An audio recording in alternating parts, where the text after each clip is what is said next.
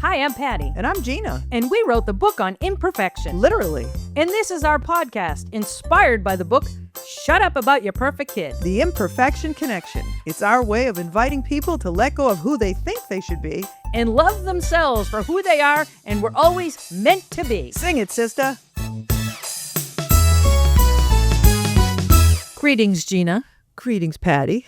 We came in the same car today. Yes, we did. Yes, so that's good. We're over our fight. We didn't really have one, but No, we were we worried. People that was camping outside the studio to get on our to see clamoring. us, right? Clamoring, Because now yes. we're making some waves, as they say in the podcast world. And do you care to share what those waves are? Well, if you recall, we decided that we were going to be honest and open about everything about our podcast. So yes, we are. I mean, and today, I think the last time we report. Now, our episodes are kind of not in chronological order. They're like, as I like to say, I think they're all like out there. We don't know what's going to air, whatever. So it's not like a book where you're going to read sequential chapters. no. We just don't know, right? No, and I think our audience knows us well enough by now Right. that nothing we do would be in order. Right, exactly. So, in our first episode, I think, or maybe it was our second episode, it had to be our second episode, we shared some statistics, and I think we were hovering around 90 or whatever. Today, I am proud to report that we have grown our listenership, watchership, or whatever they're called. It would be viewership. Yeah, there we go. Another word out of context. Let's Okay. put a pin in that. We'll come back to that Yes, later we too, will. because I have some corrections to make. As do I. But anyway, would you care to guess how many we are at now? What did you say we had before? I think it was around 70 something. 70. So I'm guessing like 80 something. No, Patty. 427. Seriously? Yeah, and I think I said we were going to start changing and getting Really? too big for our britches at 200. So I think it's true. We Wow. haven't done that yet. Gee, and I haven't even watched episode 2. Well, yet. I'm not sure. Well, 426 yeah, of them How many were Gina's? could be mine. So just to make sure and be able to promote it and all that. Okay. So yeah, so we're growing. If my kids don't watch it, I know that Jen has. I'm Yeah. not sure about the other two, but if they don't, I'm cutting them out of the will. I think that Jenny watched it because if you may recall that we're getting, she was visiting Ireland, and we have an Irish following. We have like 12 people on Podbean. That many from Ireland. However, that's not that's not the real headline. The real headline continues to be that we spent the majority of our lives in Massachusetts, yet only 6 in Massachusetts. So we will be taking a trip to Massachusetts. Yes, in and a couple of weeks. Yeah, So pack the sandwich will board. I was just going to say, will the sandwich board fit in your car? I think we'll have to make room for it. And maybe we want to get some merch for the outside of the car. I am just baffled by that. So, Texas, California, they're all stepping up. But I don't know. Massachusetts. The Bay State. Big disappointment. I thought maybe they're mad that we left. I'm thinking that they're probably celebrating. that Yeah, we that's left. true. Anyway, so how was your week? My week was good. Yeah, you got a haircut? I did get, well, Once I'd like again, to you say copied first, me. well, no, I lost 10 pounds, and you're probably thinking she doesn't look any thinner. I got a haircut. Oh, So you got a automatic haircut. 10 pounds off. Yeah, that's true with our hair. We come from a long line of thick, coarse-headed people. Mm-hmm.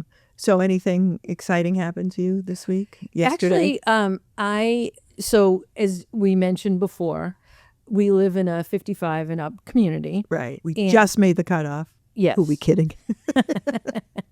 And I volunteer they have a television group there. So I volunteer to do camera for them. Yep. And I did a video shoot yesterday for this organization within our community. And I was so impressed by that because they fund causes from everything from human trafficking to food kitchens to the schools to all kinds of organizations.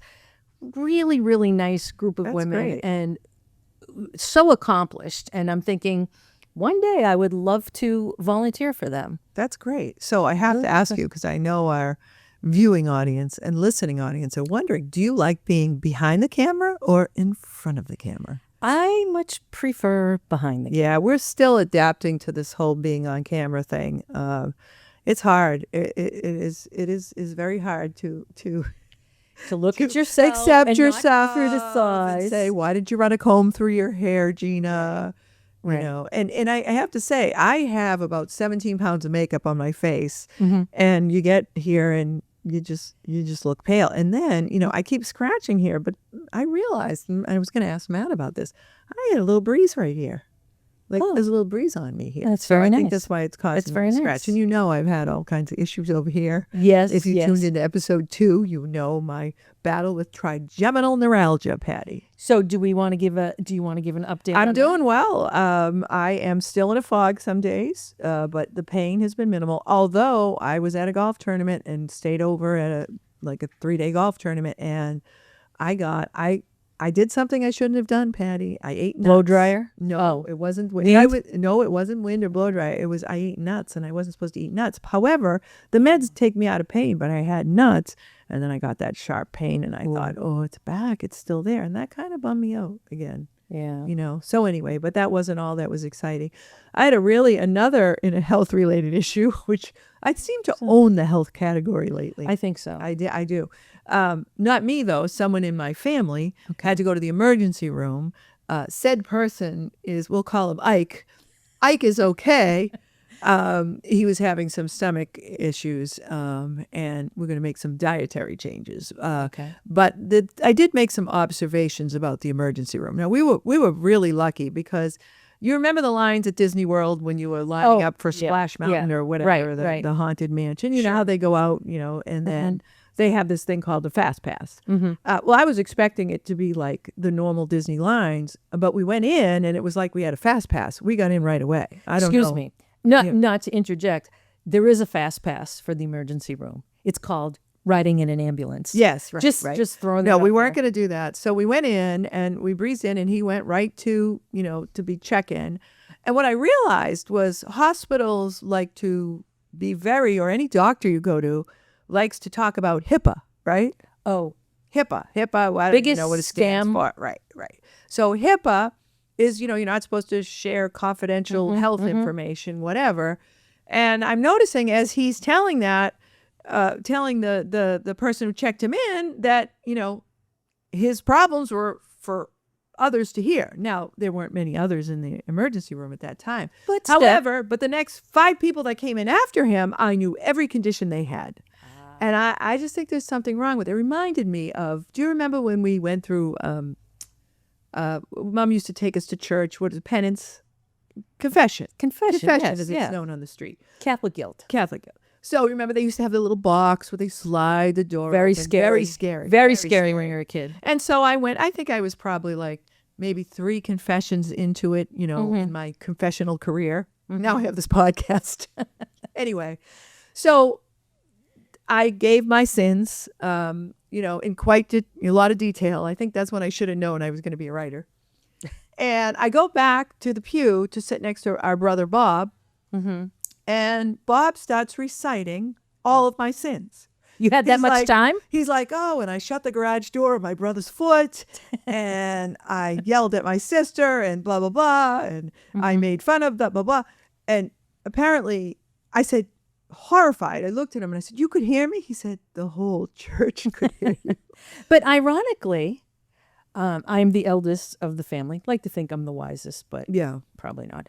But anyway, he did the same thing. Oh, really?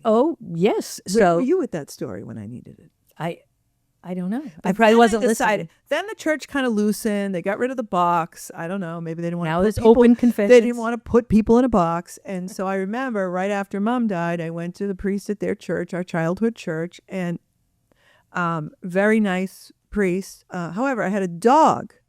A dog was sitting at his feet. And I remember thinking, is he protected by the priest? Am I protected by the priest parishioner code of HIPAA, whatever it's called? You thinking it's Pippa? Well, like but I did notice Okay. the dog was asleep. So apparently my confessions haven't gotten any more interesting, which I would take as a good thing. Anyway, Probably. so that's it. Yes. So today we're here with a lot of exciting episode. I heard we're getting 2 fabulous guests today. I heard that as well. Yeah.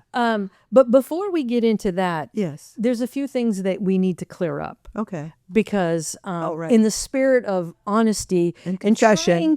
in confession and trying to deliver the highest quality Right, yeah. podcast Blah, blah, beside blah, what yeah. what the miracles that Matt works. Yes. We consulted with some fact checkers Oh, right. because we want to make sure that we're bringing you accurate information. And I made a few blunders as well I'd like to clear up too. Yes.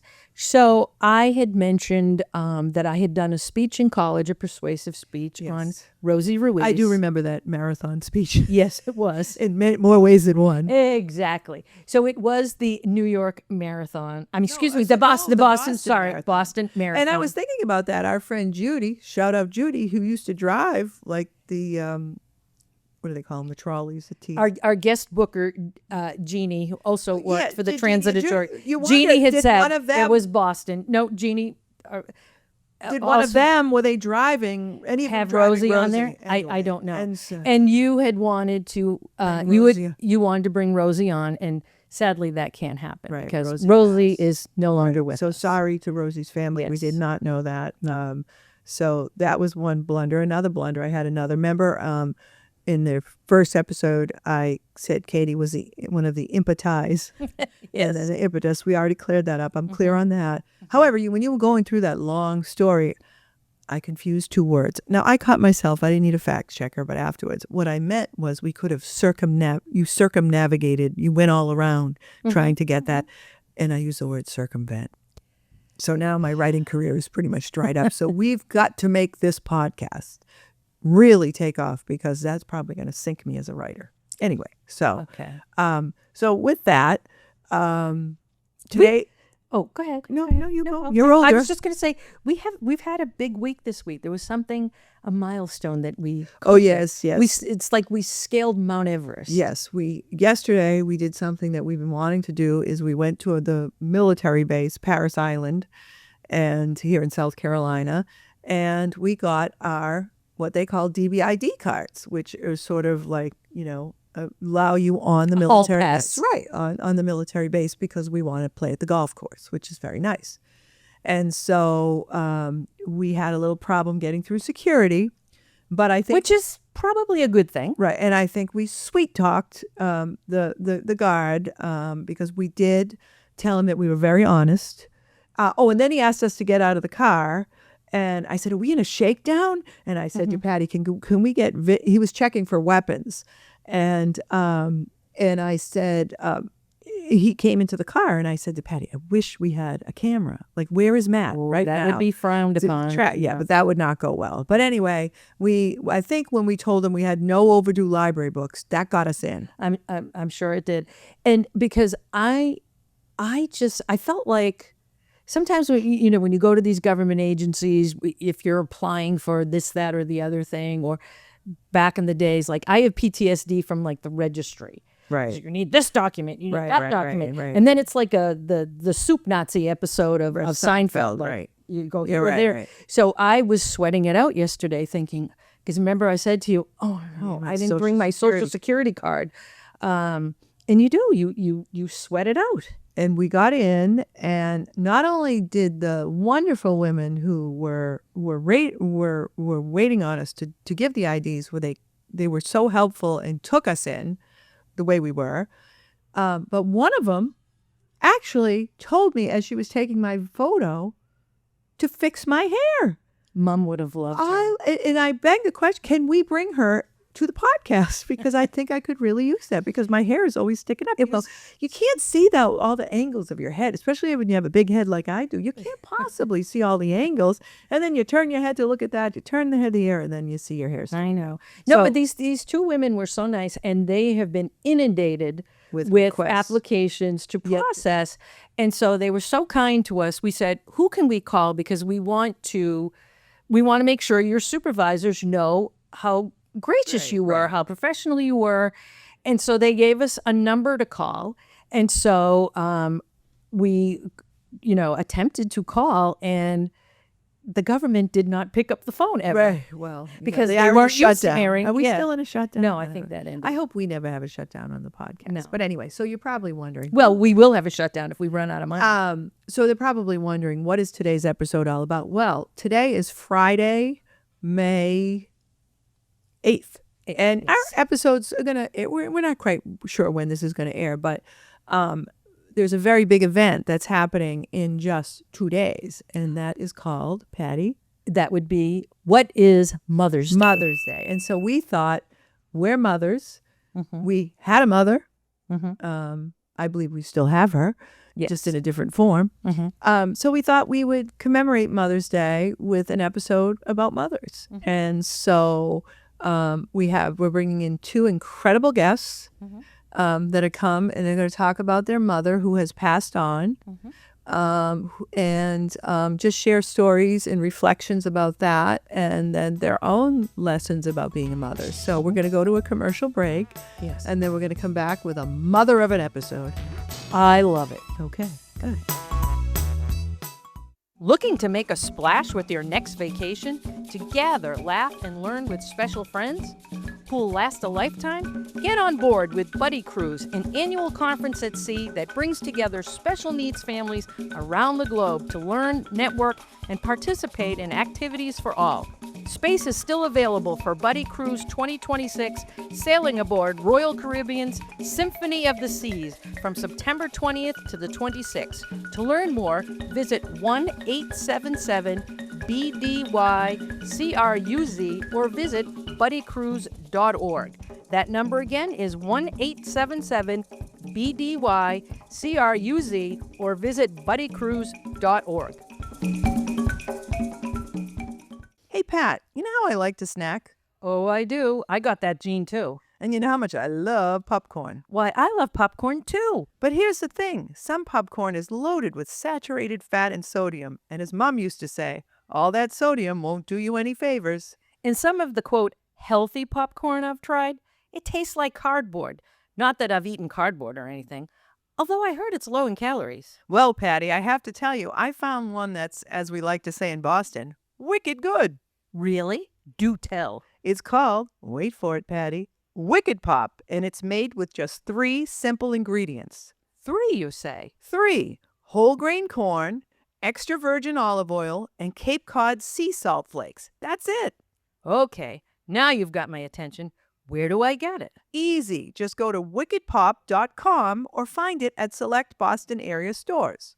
One more time for our distracted listeners. I'm sorry, Patty, did you say something? Oh yeah, it's wickedpop.com. I'm ordering some for us right now. Me too. We're back, and I am delighted to introduce this guest, our next guest. She is quite fascinating. She likes long walks on the beach, and not only is she a mother, but she has a mother. And so please join me in welcoming our guest, Patty Tarasi. Thank you.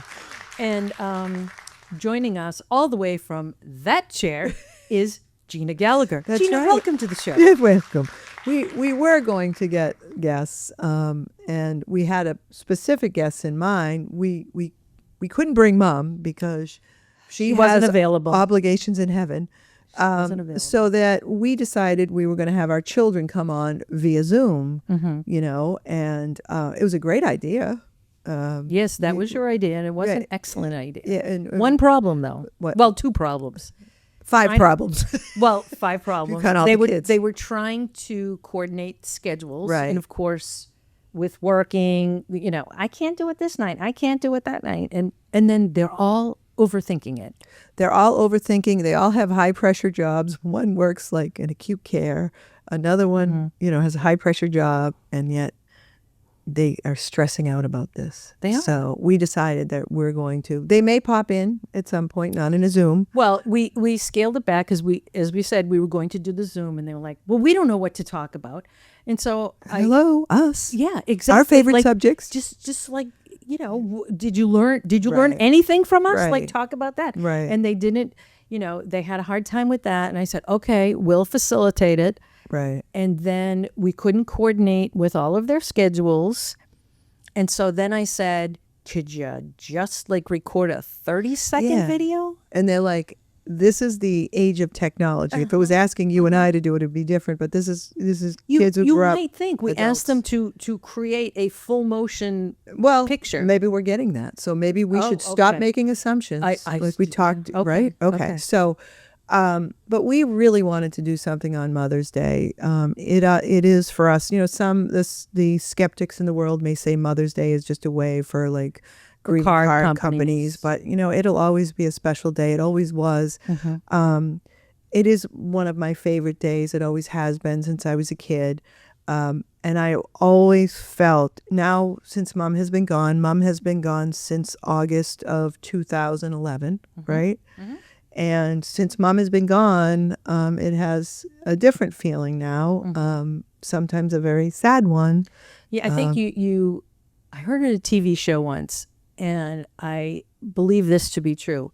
You never get over it. You just get used to it. You get used to it.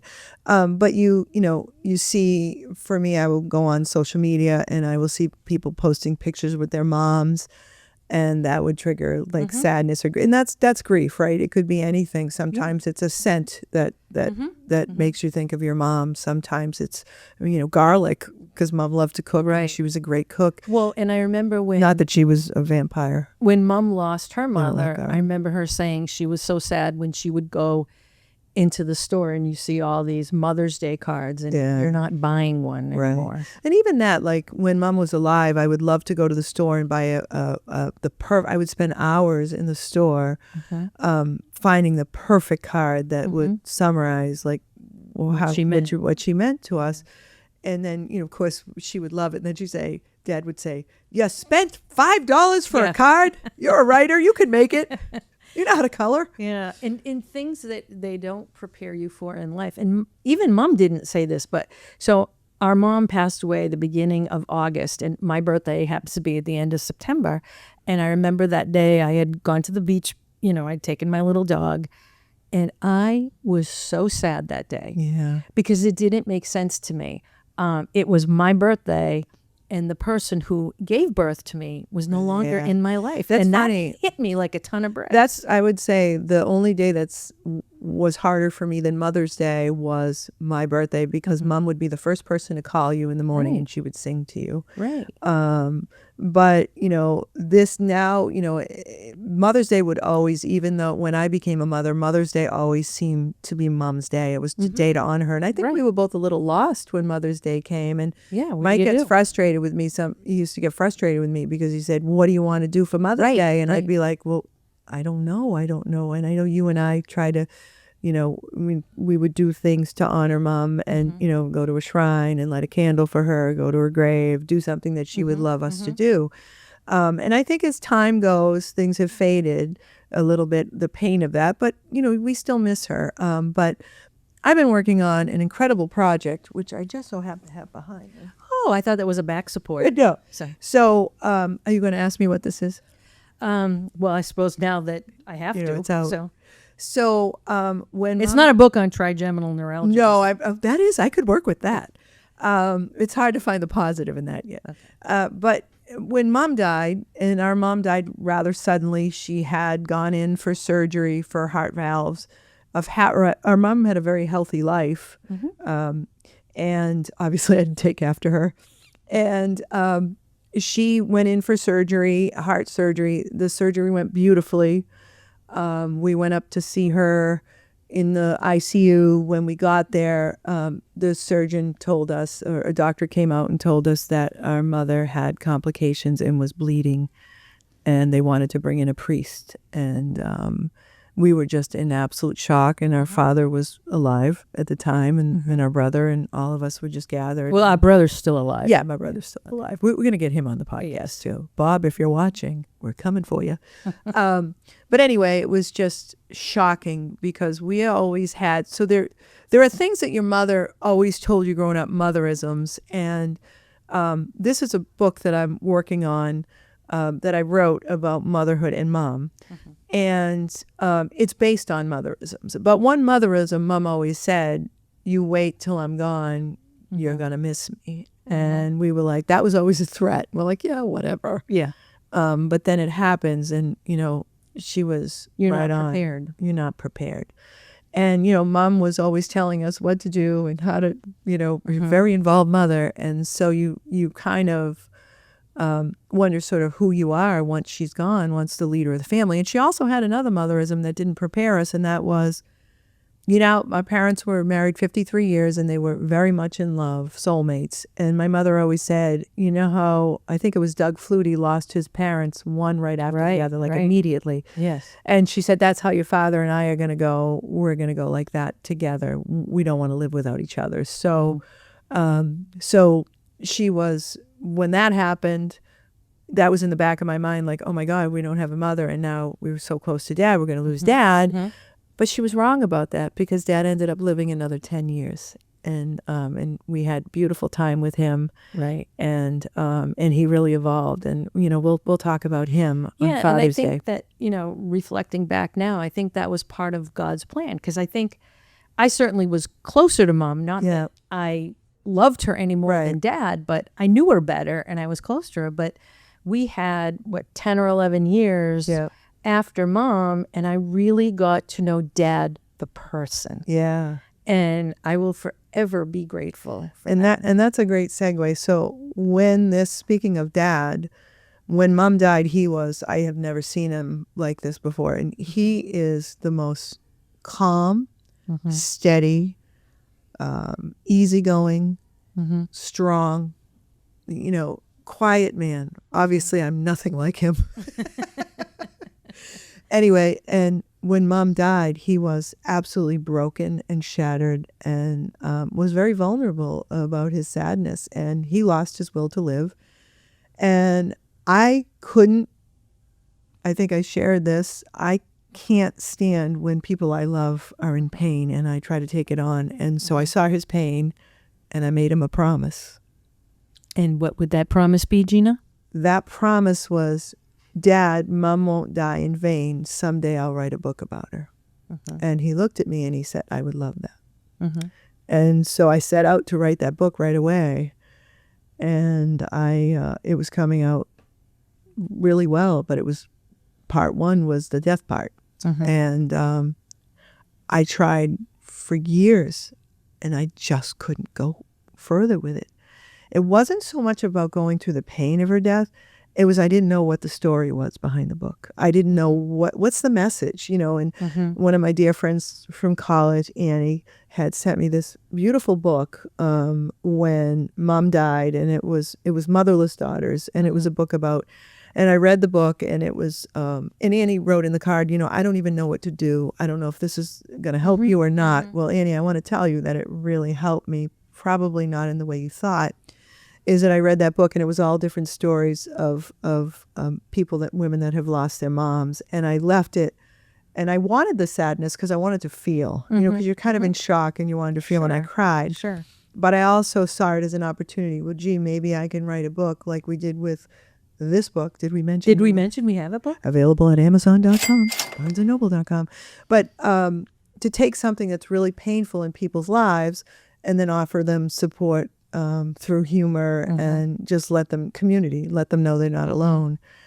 But I couldn't go any further with it. And I felt, and he would ask me about it every now and then, but he, to his credit, he didn't really harp on it. He knew that I had a busy career. And so I kept trying to sell it, and I had a great title for it, and I couldn't do it. And then I've been seeing a therapist, and just recently, maybe over the past year, she said to me, it wasn't time, Gina. It's not time. And you can't force it.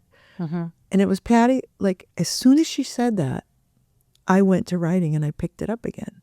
Right.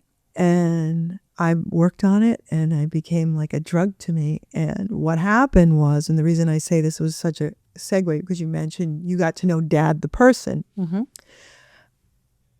I saw Mom for the first time as a person. And that may sound really cold, but it's not meant to be cold. It's, you think of your mother as your mother.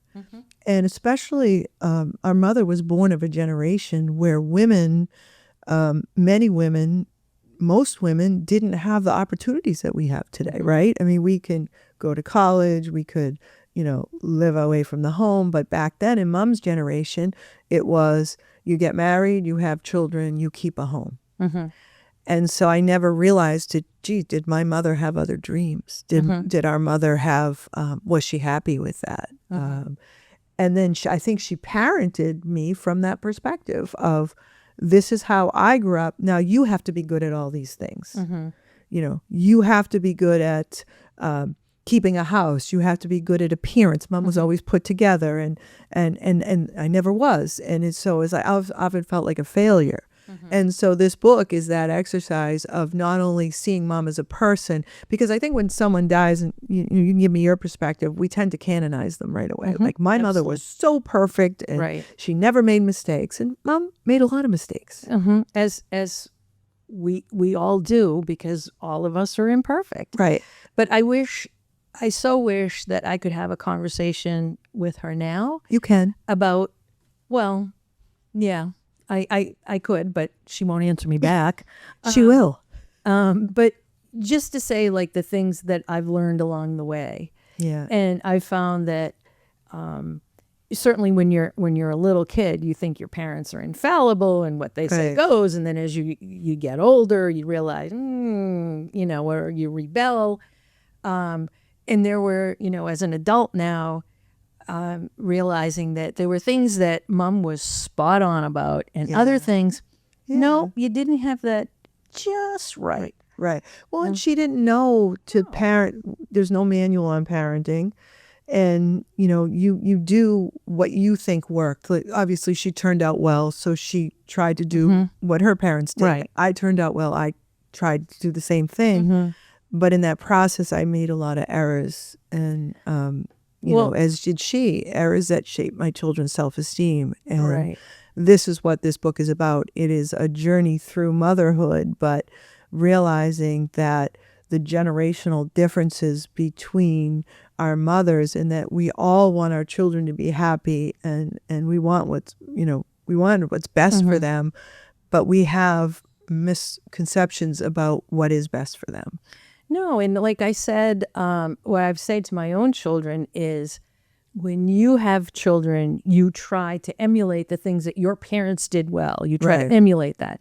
And the things that you feel like, they didn't do as well, you try to do something different. But, and I learned this in therapy many years ago, what works for one kid may not work for the other. Because I know my daughter Jen, my daughter Jen. Yeah, I've heard of her. She had said one time, she'd said, well, you didn't push us in school. And Mom and Dad didn't push us. Like, they didn't say, you have to go to college, you have to get good. Like, they encouraged you, they wanted you to do well, but they didn't force it upon us. So I didn't force it upon my kids. Right. And Jen's like, you didn't make us do this. I'm like, no, but I thought that was a good thing. Right. Well, and the other thing too I learned in writing this book is, I wanted to write this book with you, and when I started it, and you were like, I'm not, I was like gung ho on doing it, and you were like, I'm not a writer like you. Was like, it's just going to crank this out right away. Right. And so I realized, I've gotten therapy over the last 4 years or so, and I realized that in seeing Mom as a person, I also realized we were raised differently. I was I think I said Mom made mistakes. I think I'm one of them. Just a little sidebar on that. I found when our sister-in-law Laurel had her second child, Dad asked, he said, are you done? And she said, I think we're done. And Dad said, that's what I thought. Dad! But he did say I was the best mistake they've ever made. No, in birth order definitely makes a difference, I believe, because I feel like, particularly after Mom died, like, it's you're the oldest. It is your responsibility to, because, when Mom, before she had passed, like before we knew what we were facing with her, when she was in the hospital, she had said to us, take care of your father. And I took that literally. Yeah, me too. And you did. We did. Yeah. But I think when you're the oldest, particularly after your mother's gone, like it's your it's your birthright or your responsibility that, what, I have to take care of the people in my life because you're no longer here to do it. Yeah, and I remember that right after she died. She was a very proud woman and very vain about her appearance. And after they asked us to come in, and they told us we could go in and see her body after the surgery. And I went in, and she had a tube in her, and she looked so incredibly beaten Not up. like her. And I felt being in that room felt like an invasion of her privacy for me. And Dad just wanted to hold her hand. And I said to you, I have to get out of here. And you said, I'm going to stay with Dad. And you did. And, and I think that's where you took care of you slide into her. Well, it's like you're in that moment, it was like, because after you had left the room and Bob had left the room, like he looked at me so sad and he had all tears in his eyes. And our mother was such a warm, loving person, and She was. he was holding one hand and I was holding her other, and he looked at me, and it was like a child. Yeah. And he looked at me and he said, she's so cold. Yeah. And I just felt like I have to stay here with him. And I wanted to be there. It wasn't out of obligation. It was like, I need to be with my father. And I wrote about this and this, and I know you know this story, but Bob and I were escorted. We both wanted to call our families, and we were escorted into a room, a conference room, and the next thing you know, they wheel in this like buffet cart, and Bob and I are like, with stale bread. yeah, well, we were like, wait, what is this? Like, Yeah. you lost a mother. And here's your announcement. Here's cold cuts. You won a buffet. And we were like, and we actually laughed because we're like, this is so bizarro. Right. But one thing, I did actually, that thought resonated. Her motherism when she died was, you won't know how much you love me until I'm gone. And I'm like, yeah. And so this book is all about that. And it goes into some really difficult stuff. And I was very nervous about that book and writing that. And I had asked my therapist, Andrea, and I said, and I asked you and Bob to read it. And I said, this is their mother. I don't want to go into some tough things about some of her errors and misperceptions and all of that. And my own, I did the same thing with myself because she wasn't here to defend herself. And Andrea said to me, Gina, this is your healing. This is your book. And what's interesting to me is you said, I want to have a conversation with Mom, but I can't. And then you said, I can, but she won't answer back. And I want to say I thought that before I started writing this. Are you hearing voices in your head? No. Because that's a whole... I hear them all the time. A whole another episode. They're usually voices of doubt, but no, of my own. No. What I found was, and Andrea has pointed this out to me, when my heart is open, when I'm fully present, I see signs that she's with me.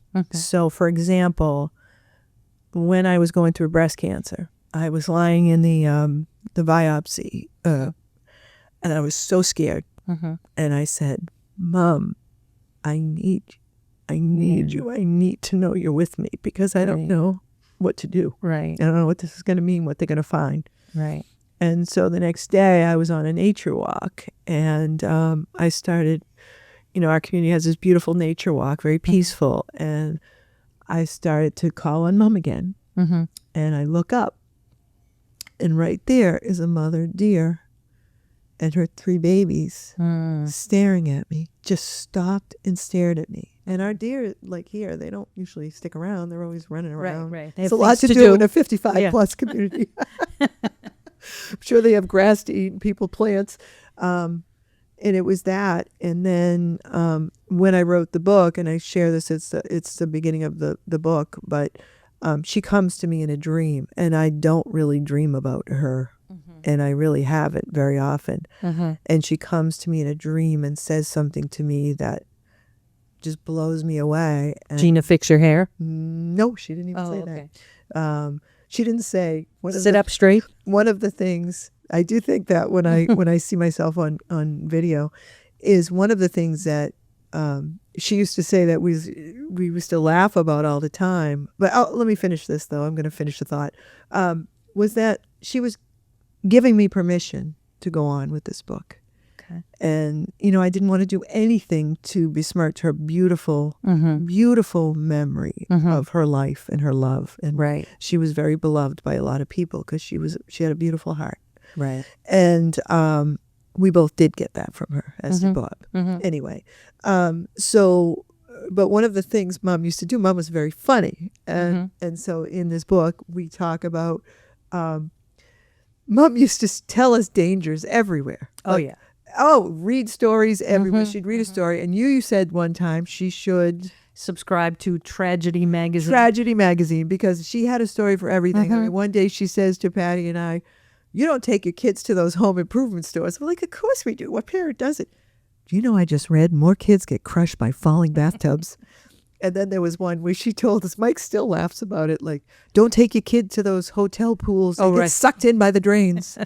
And it was like, and what was the one about the heated seats? Oh, when I was telling her, I love my new car. It's got heated seats. And she said, oh, heated seats? I read a story about where a woman burned her house. But then, like, we would make fun of her, and she'd say, you make fun of me, but someday you're going to become a mother. And I believe she had that common mother saying, what goes around comes around. Absolutely. And absolutely that go around, come around. Because one of the things she used to do, I would go shopping with her a lot. And she'd look at me and she'd say, or we'd be at her house, and she'd say, Gina, are these pants blue or navy? Black or navy? And I'd be like, duh. Yeah. Duh, they're like so navy. I can't believe you can't see that. Right. Now I'll look to Katie and Emily and I'm like, are these pants like blue? Are these pants or a shirt? Right. Yeah. And remember she was a beautiful woman, and she used to look at herself and she looked young for her age. She was constantly always getting carded, like wherever, like I went for my bone density test and they couldn't believe that I was, 80 years old or whatever, Right. And we just thought she looked amazing. And she did. But she would look at pictures and stuff. Oh, I can't look at that picture. I look like a hag.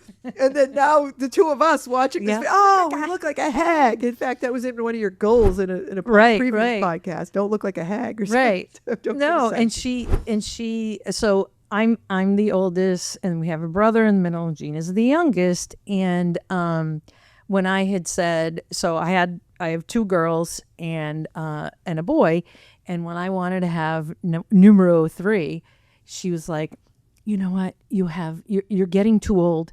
And she said, and she had me late.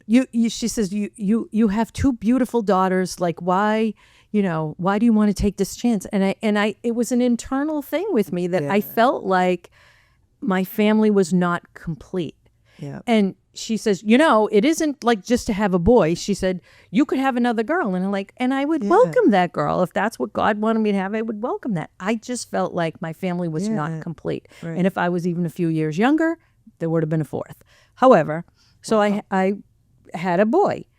And then that was something that she was kind of wrong about.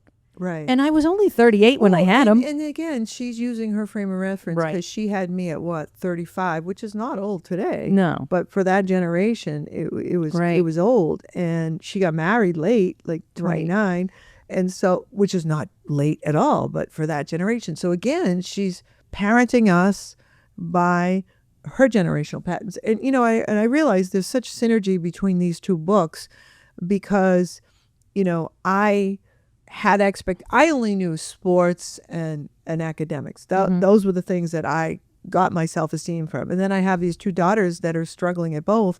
And I'm saying to myself, how can they, I'm putting them in sports and trying to get them to do this, trying to get them to do that. You know what? That was never their thing. But I still push things on them. Or when they weren't achieving those things, I took that on and said, you know what? They're not going to be happy because they can't do these things. And I think they're both right. I trust that they're both very happy. Right. And, their lives aren't perfect. But we want our kids, and I said this in a previous podcast with Katie, we want our kids to have the easiest life possible. And we think we know all the answers, but we don't. And, had I gone back, but I also felt like this book was a healing for me to not only realize the generational patterns that I was repeating, but to be able to stop them and talk to the girls about, and Andrea's very, very clear with me about how I need to say this. They're not mistakes. They were errors and misperceptions. And she's very clear about that, because mistakes just imply that I did it, willfully. Intentionally. And they weren't. And my mother didn't either. But some of Mom's issues that she had, I talked about the big bones and around weight I carried into my life. And then I repeated that with one of my daughters. And it's like, so to be able to say to them, this is what I learned in therapy. This is what I'm writing about. And this is why I want you to know about it, so that you don't repeat the same mistakes. And so that you love your kids. If you become parents, whether you do or not, I have no expectations whether they do or not. But if you do, that you will love them as they are. Right. One thing, though, that we used to joke about with Mom is I never felt that Mom loved Bob any more than she loved us. He was most like her. But he was like the apple of her eye. And she would say things like, "Oh, I talked to your brother today. At the end of our conversation, he said, 'I love you, Mom.'" I'm like, Gina and I say that all the time to you, like no biggie. Your brother's so sweet. He came to visit today. I'm like, I'm here every day. Yeah. No. And then another time, I remember this was at Christmas time, and it was a rare occasion where it was a Saturday night, and Bob was staying in for the night, and he went Christmas shopping with Mom, and she was like, "Oh, your brother went Christmas shopping with me." I'm like, hello, we've done that how many times? But now, having a son, 2 daughters and a son, it is different. Yeah. And you do, I don't know, if it's because when they do something that kind of goes, what is not expected from society or something, it does mean the world to you. And one time, I think it was at Christmas time, Mikey had given me for Christmas, one of my gifts it was a Yankee candle, but it was a personalized one. And he had this picture of him and Dad on the candle. It was such a cute picture of him when he was little and Dad. And he said to his sisters, "Mom's going to cry over this one. I know it." And I did, but he knew. Yeah. And so it kind of like I don't want to say it means more to you, but I think because it's unexpected, it does kind of mean something more. Yeah. And what's interesting about this journey that these issues and things I've been facing was, talking about what's expected. And I figure I write a book and all my friends are going to love the book because I wrote it and they're going to want to read it. Right. And this is not a book for everybody. This is a book where people have to go through the tough stuff to get through, like I did writing it. You have to go through. And that, to me, when people aren't responsive to it, at first I was like, oh my gosh, like that's a rejection of me. And it's not. It's not that this book might not be for everybody. I love to cry about Mom. I love to, for a while there, I think probably when I was living with Dad and I kind of had a depression and I felt nothing.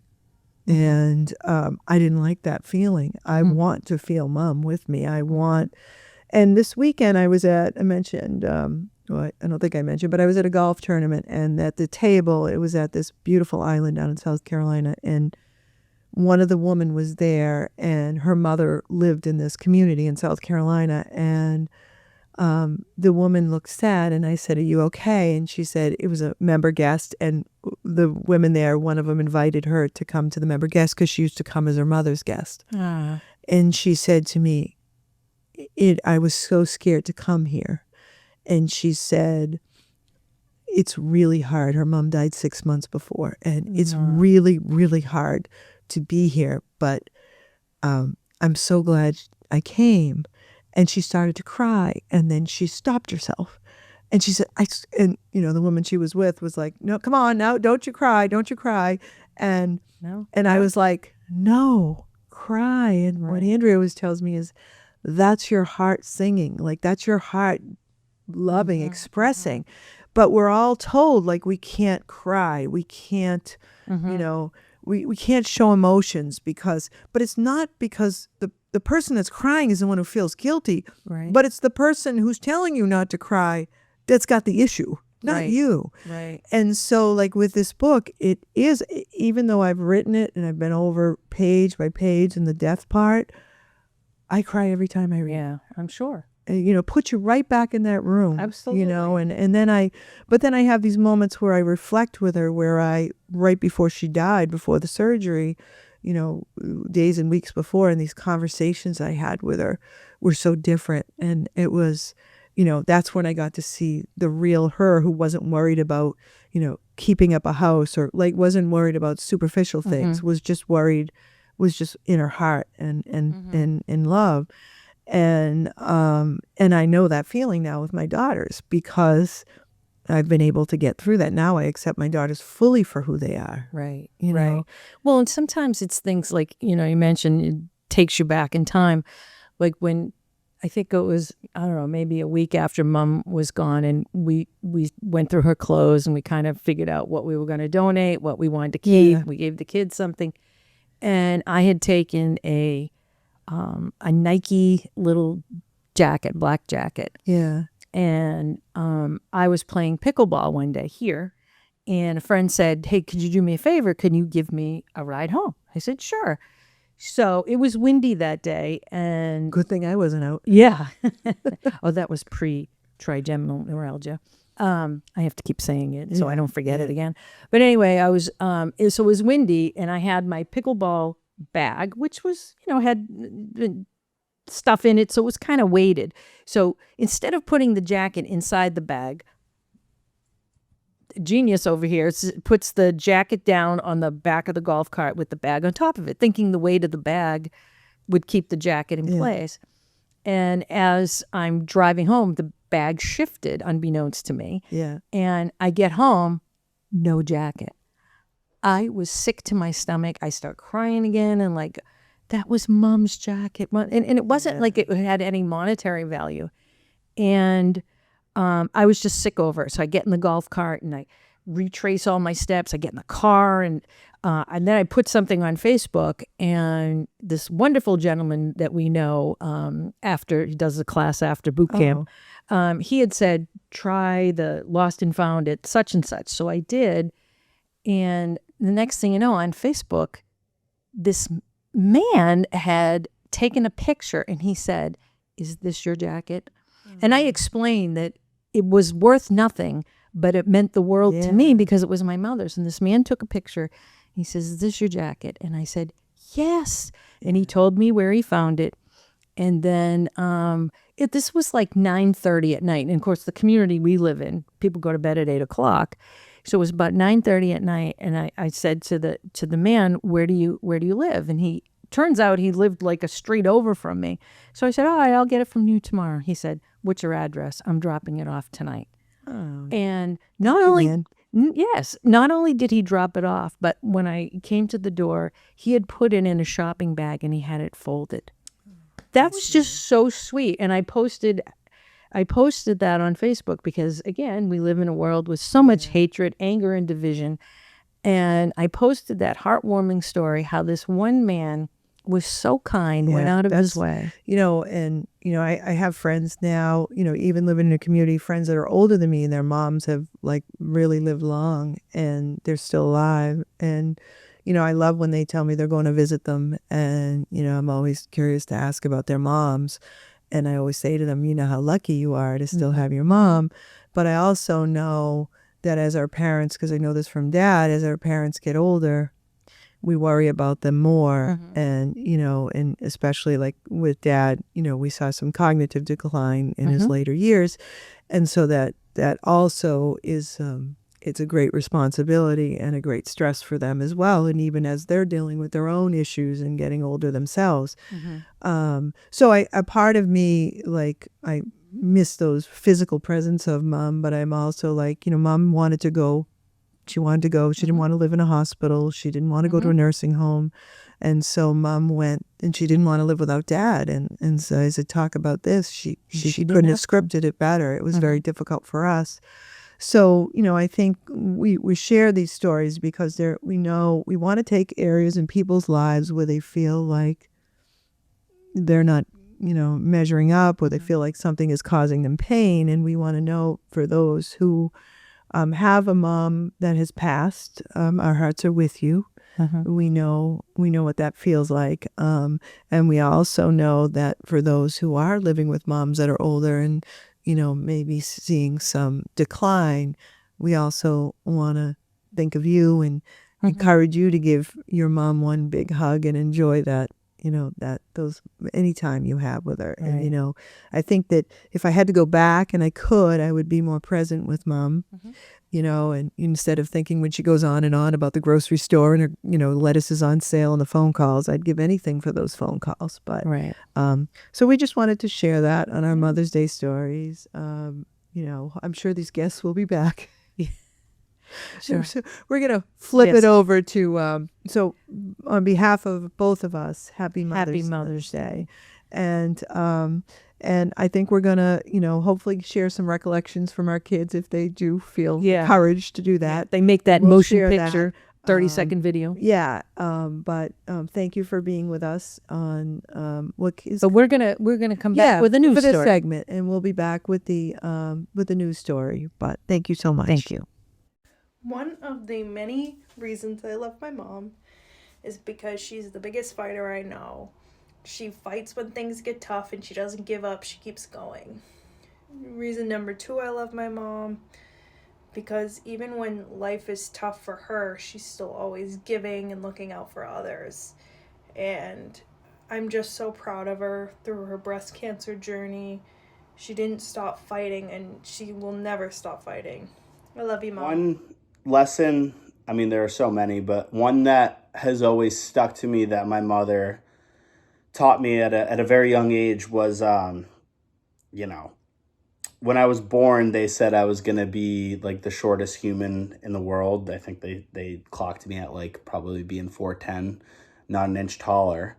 Luckily, we got probably another foot on there. Like, consider myself 5'8", 5'9" on a good day here. But the lesson that my mother taught me was, she knew I was going to be smaller than other kids my age.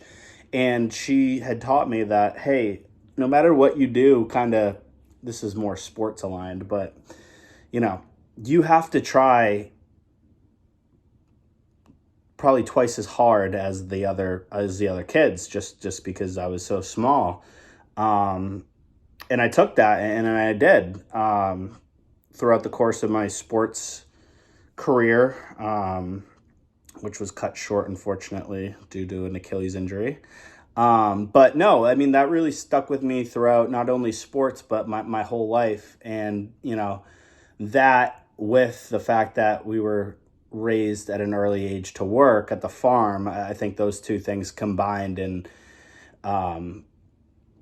that's the grit that I have today, I guess, is working twice as hard, working when nobody else is kind of watching, because at the end of the day, I have to work twice as hard just to be on that level as the normal kids here. But that's one life lesson that stuck out to me throughout the course of my life here, and I couldn't thank my mother enough for teaching me that lesson at such a young age, because it's true. So yeah, there it is. Hey, Pat, you've known me for a long time, so I have to ask you a question. Have you ever noticed that my face is shaped like a potato? I never really thought of that before, but now that you say it. The reason I ask is that I recently had to get glasses, and I must have tried on like 1,000 frames, and none of them seemed to fit the shape of my face. They're not very potato friendly. And now that I think of it, finding glasses that fit is a big problem for a lot of people, especially for people with Down syndrome. Actually, Gina, our friends at Specs for Us have a solution for that. Their Erin's World frames are designed to fit children and adults with Down syndrome's facial features and made to belong to a frame that doesn't look therapeutic. After all, glasses should look like an accessory, not a necessity. To learn more, visit specsforus.com. That's specs, S-P-E-C-S, the number 4, us.com. And now that I think of it, I'm thinking you look more like an eggplant. Thanks, Pat. I love eggplant. Looking for the perfect speaker? Imperfect speakers. For your next conference, event, fundraiser, book club, or knitting circle? Why not us, the Shut Up Sisters? As authors of the best-selling parenting book, Shut Up About Your Perfect Kid, we travel the country, speaking about the joys and challenges of raising children who don't meet society's ridiculous standard of perfection. To learn more about bringing our message of joy and acceptance to your event, visit spedchildmass.org. That's SPED childmass.org or call 978-857-4566. That number again, 978-857-4566. My mom is an amazing person. She's smart, she's funny, she's just overall awesome. I can't imagine my life without her in it. She's a great dog grandma. She loves my little dog Milo very much. And he actually listens to her more than he listens to me. And yeah, she always taught me to believe in myself and to never give up. And I'm super grateful for her and everything she's done for me and our family.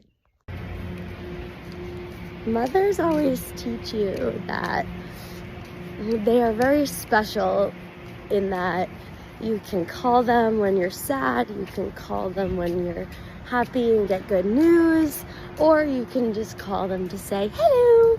And it's always worth talking to them because they understand you in a way that maybe sometimes you don't even understand yourself. And that is a really special thing, and never take for granted that you can call your mother. All right. I think that the biggest, most important thing that my mom taught me was just kindness. Genuinely being kind to everyone, all different people, personalities, backgrounds, abilities, and just genuinely treating people with respect. I think that shaped a lot of who I am today. I think she also taught me that family time matters, no matter how long the drive, going to spend time and bonding with your cousins and creating memories with your family from a really young age. Like, that's something that she drilled in us really, really, really early on. I think being the oldest sibling, her and I relate to each other in that way, where you got to look out for your younger brother and your younger sister. And that's a responsibility that you'll carry with you for the rest of your life. You'll always worry about your siblings. You'll always want to protect them. You'll always want to have their backs. And that's something that I see in my mom, and I've seen from my mom from a very young age. Lastly, I think the fact that my mom has never taken herself too seriously, or really very seriously at all. She's the goofiest person in the room. She has the most epic costume bag that I can't wait to inherit someday. And I think she's just never been afraid to be herself, even amongst a family that she married into that maybe was a little bit more serious. So that is something that I've always admired about her, and I think that it also is something I very much inherited from her. Like I said, I can't wait to inherit her costume bag someday. I think that the thing that drives me the craziest, or the thing that maybe I wish I didn't get from my mom, is really just this hair. Happy Mother's Day to all the moms. You guys are the best. And we're back. So we have just one news story today, because this one's kind of okay. Yeah. We have one news story because today's story is a little bit longer. Yeah, we need to bring some lightness into Okay. it. Okay. Now, if I didn't know your age, I would have guessed this could have been you. Really? Okay. Just saying. Okay.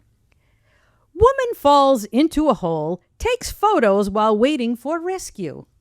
A 58-year-old woman in Manitoba stepped out of her friend's car and plunged feet first into a hole in the ground, ending up buried up to her armpits. Oh my God. She waved at passersby In the hole? in the hole and had her friends snap photos while they waited for paramedics to pull her out with a harness. She made it. Yes. Should I ask my questions now or table them? Table them, please. Because now you throw off my rhythm. Yeah, okay. So they waited for paramedics to pull her out with a harness. She made it out unharmed. As for the hole itself, city officials determined it wasn't a sinkhole, but a catch basin with a missing cover, and found another uncovered basin nearby. I mow the lawn there, she said of the second hole. I could have stepped in again. Okay, now can I ask Okay, him? yes, you may. Okay. How can you wave to people passing by when you're in a hole? I'm guessing. Well, she needed a harness to come out, so it must have been deep enough. But yeah, a hole. I know, but I don't know. Oh, you She think waved her? Can we get visuals with these stories? I don't know. Okay. No, probably. Right, so not. that's asking. one. You're asking And too much. So- when you said you know my age, she wasn't far from my age. Were you? No, she wasn't. So when I first read, I'm like, how old was this? Yeah. So, Okay. All right. Uh-huh. Well, how old was the news story? That's what I wanted. It didn't say. Okay. Nor did I usually ask them for more deets, and sometimes they will tell me. Right. But I think this one was actually pretty recent. Okay. If I'm All not right, mistaken. good. All right. Well, I think I have all my questions answered for now. Okay. Well, wonderful. Yeah. All right. Well, I think episode whatever number, because Yeah, we don't know. we- We're just we don't they're have all no out there. idea. They're all out there. Yeah. We're just gonna go with that. And again, thank you, Patty. Thank you, Gina. Thank you, don't Matt. Don't get used to that chair. Thank you, guest Patty.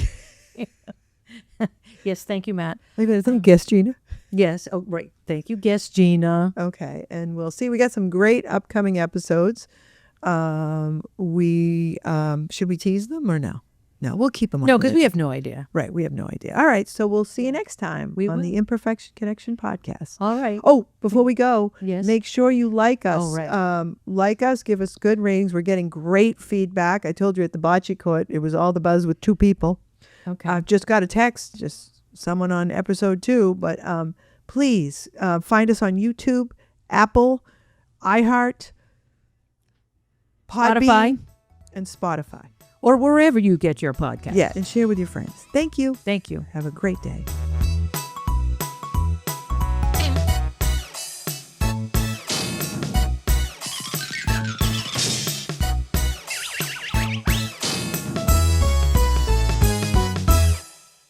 The information shared on the Imperfection Connection podcast is for informational, educational, and entertainment purposes only and is not intended as medical, psychological, legal, or professional advice. While we may discuss topics related to health, wellness, personal development, and life experiences, neither the host nor guests are providing professional advice or services unless explicitly stated. The views and opinions expressed by hosts and guests are their own and do not necessarily reflect those of any affiliated organizations. Listeners should not rely on any information presented in this podcast as a substitute for professional advice, diagnosis, or treatment.